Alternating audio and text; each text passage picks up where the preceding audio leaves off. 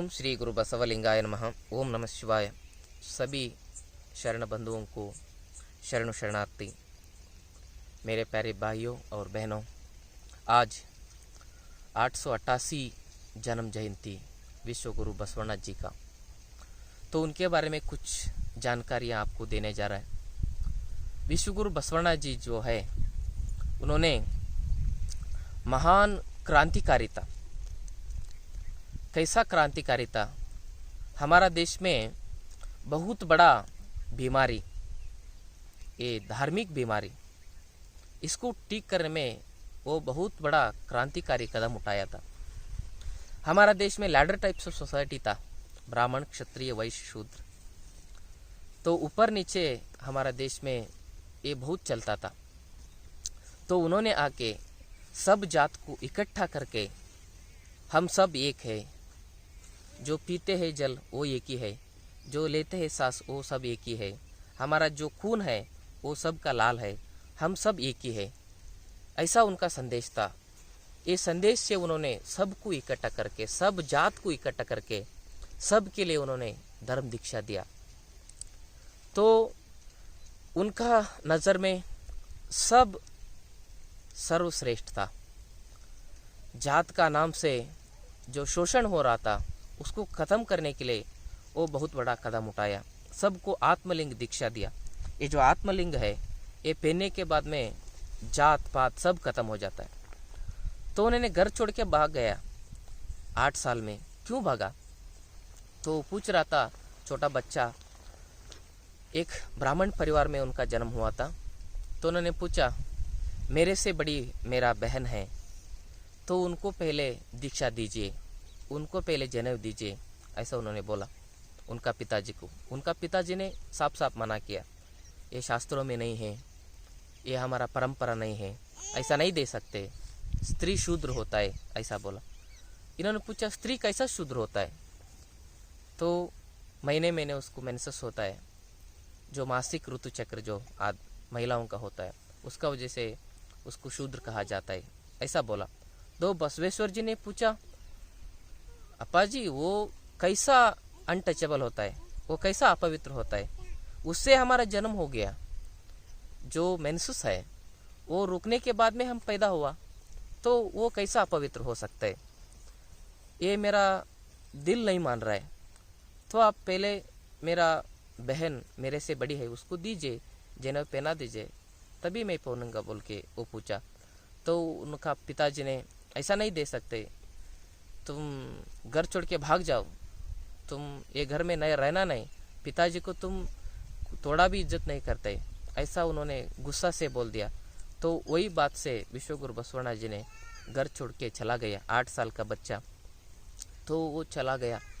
तो उन्होंने सबसे पहले स्त्री का समानता के लिए ये आत्मलिंग जो है स्त्री को भी दे दिया। इनका जो फिलॉसफी में स्त्री भी ये आत्मलिंग पहन सकते, उनको भी ये धर्म दीक्षा है। उन्होंने भी उनका जो साधना है वो खुद कर सकते, क्योंकि हमारा भूख जो लगता है हम ही खाना पड़ता है, हमको नींद लगता है तो हम ही सोना पड़ता है, दूसरों सोया तो हमारा नींद नहीं होता है।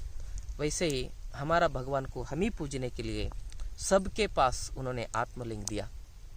तो इसका जरिए स्त्री भी धर्म का मान्यता से प्राप्त हो गया। स्त्री का स्वातंत्र के लिए घर छोड़ के बाहर आने वाला एक ही एक प्रॉफिट है, वो है विश्व गुरु बसवनाथ जी।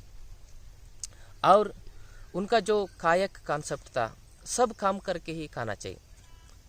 एक कश्मीर का महाराजा उनका कल्याण राज्य में आया था, क्योंकि कल्याण राज्य जो है वहाँ पे भिखारी ही नहीं था, वैसा उन्होंने राज्य बना दिया था। जो उधर पूछने वाला तो मांगने वाला कोई नहीं था, उधर सब अमीर था, क्योंकि सब काम करते थे। पूजा करने से पैसा नहीं आता है, काम करने से पैसा आता है, ये उनका तत्व था। कायक ही कैलाश है, जो कर्म करते उसी में हमने कैलाश को देखना चाहिए, जो कायक होता है उसी में हमको भगवान मिलना चाहिए, ऐसा उनका सिद्धांत था। तो उसके जरिए सब लोग काम करते थे। वो जो महाराजा 2 दिन के लिए वो देखने के लिए आया था, तीसरा दिन वो जो प्रसाद के लिए बैठा, प्रसाद मतलब प्रसाद ग्रहण करने के लिए बैठा, तो उनको कोई कुछ नहीं दिया। वो गुस्सा से बसवಣ್णा जी के पास जाके पूछा, हमारा जो तुम्हारा जो राज्य में कोई भिखारी नहीं है बोल के इतना तुम्हारा प्रशंसा सुन के हम इधर आया था, तो इधर आपका जो शरण है हमको खाने तक भी नहीं दे रहा है, इतना भिखारी बन गया क्या बोल के वो बसवण्णा जी को डांट रहा था। बसवण्णा जी ने उनको बोला, नहीं नहीं नहीं, हमारा जो यहाँ आता है वो 2 दिन के लिए मेहमान हो सकते, तीसरा दिन वो भी काम करना पड़ता है, क्योंकि बिना काम के लिए हम किसी को इधर नहीं खिलाते। तो उसका सिद्धांत वो था, जो शरीर से मजबूत है वो काम करके खाना पड़ेगा, जिसके पास वो शक्ति नहीं है, वो निशक्त है, वो बैठ के खाए तो चलता है। आपके पास तो शक्ति है, आप तो हट्टा कट्टा आदमी है, आप काम कर सकते हैं, इसलिए उन्होंने नहीं दिया। तो उनका खायक जो सिद्धांत था वो आर्थिक बीमारी के लिए एक बहुत बड़ा इलाज। और उन्होंने बोलते थे, हम सब एक है, हमारा भगवान भी एक है, जो हमको सांस दिया, जो सूरज दिया, जो आकाश दिया, धरती दिया, पानी दिया, ये कौन है? ये परमात्मा है। उनको हम शरण करना चाहिए, उनका हम पूजा करना चाहिए। वो जो कैसा है, ये धरती ब्रह्मांड सब जो है गोल रूप में है, मतलब जो ये ब्रह्मांड पूरा कौन सा शेप में है, वो गोल गोल शेप में है। इसलिए जो परमात्मा जो है वो नहीं दिखता है, वो पूरा विश्व भर है। तो विश्व कैसा है, गोल है, इसलिए उन्होंने आत्मलिंग गोल रूप में दिया। मतलब ये निराकार परमात्मा का साकार रूप है, मतलब उसका जो परमात्मा के लिए कोई आकार नहीं है, अगर कुछ उनको आकार देना है तो हम ये गोल आकार ही दे सकते, इसके भला दूसरा आकार नहीं दे सकते। क्योंकि भगवान जो है वो जन्म नहीं लेता है, वो मरते नहीं, क्योंकि जन्म लेते हैं तो मरना पड़ता है, मरने वाला भगवान नहीं हो सकता। भगवान के लिए जन्म नहीं है, मृत्यु नहीं, भगवान के लिए बीबी नहीं, बच्चा नहीं, वो अकेला है, इस सभी धरती का सृष्टि करता है, उसको पालन करने वाला है, ये सब काम एक ही से होता है, वो भगवान है। जी मतलब जनरेटर, ओ मतलब ऑर्गेनाइजर, डी मतलब डिस्ट्रॉयर, वो सब एक ही के हाथ में है, सभी पावर वो है भगवान। ऐसा उनका फिलॉसफी था। तो आत्मलिंग जो दिया, इसको हाथ में लेकर के ऐसा योग करते तो हमारा पीनियल ग्लैंड एक्टिव हो जाता है, वहाँ से सभी जो ग्लैंड्स है वो एक्टिवेट होके पूरा हमारा शरीर हेल्दी बन जाता है। शरीर में आरोग्य, मन में आरोग्य, सामाजिक बीमारी से मुक्ति, स्त्री पुरुष उच्च नीच से वो सभी बीमारी से मुक्ति। क्योंकि जो स्तन आता है उसको स्त्री कहता है, जो मोच आता है उसको पुरुष कहता है, भीतर जो आत्मा है उसको स्त्री पुरुष का भेद नहीं रहता है, वो स्त्री भी नहीं पुरुष भी नहीं, सबका आत्मा आत्मा ही होता है। इसलिए उन्होंने सबको एक मान करके सबको दिया। उन्होंने 12,000 वेश्याओं को इष्टलिंगा दीक्षा दे करके उनको भी एनलाइटमेंट किया, एनलाइटेड हो गया। उनका घर में एक चोर आया था, तो उन्होंने उसको बोला, आप चोर नहीं है, आप भगवान है बोल के उसको नमस्कार किया, शरण किया। तो उनका बात सुनते सुनते वो चोर जो है परिवर्तन होके महान संत बन गया, महाशरण बन गया। तो हम सभी अच्छा आदमी चोर बन रहा है, भगवान बसवेश्वर जी चोर को बहुत बड़ा संत बना दिया। तो ऐसा उनका बारे में बोलते गए तो बहुत विचार होता है। इनका जो फिलॉसफी है, यहाँ पे जात नहीं है, यहाँ पे स्किन एंड कलर डिस्क्रिमिनेशन नहीं है, यहाँ पे प्रोफेशनल इनइक्वालिटी नहीं है। जो 1 लाख रुपए कमाने वालों को भी उतना ही इज्जत देता था, 10 रुपए कमाने वालों को भी उतना ही इज्जत वहाँ देता था, कल्याण राज्य में देता था।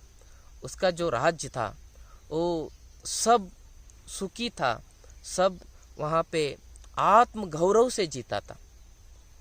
सभी को उन्होंने आत्मगौरव से जीने का एक मौका दिया था।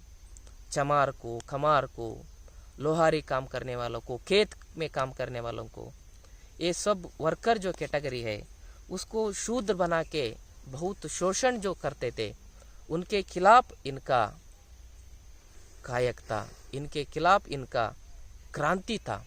ये सब 12वीं शताब्दी में हुआ। तो इनके बारे में बहुत बहुत विचार है। आज के लिए इतना ही बस है। हम सब उनका रास्ते में चल के ये भारत को विश्व गुरु बनाएंगे, क्योंकि हम आपस में लड़ते रहे तो हमारा देश कभी भी सुधरेगा नहीं। हमारा देश आर्थिक रूप से, सामाजिक रूप से, धार्मिक रूप से मजबूत होना है तो हम वचन पढ़ना चाहिए। वचन में हमारा जिंदगी का सभी समस्याओं का परिहार है। ये देश में हम समझना चाहिए, युवाओं के हाथ में जो जात का झंडा नहीं देना चाहिए, युवाओं के हाथ में कायक का झंडा देना चाहिए। हम सब एक बन करके जिएंगे, हम सब एक बन करके मरेंगे।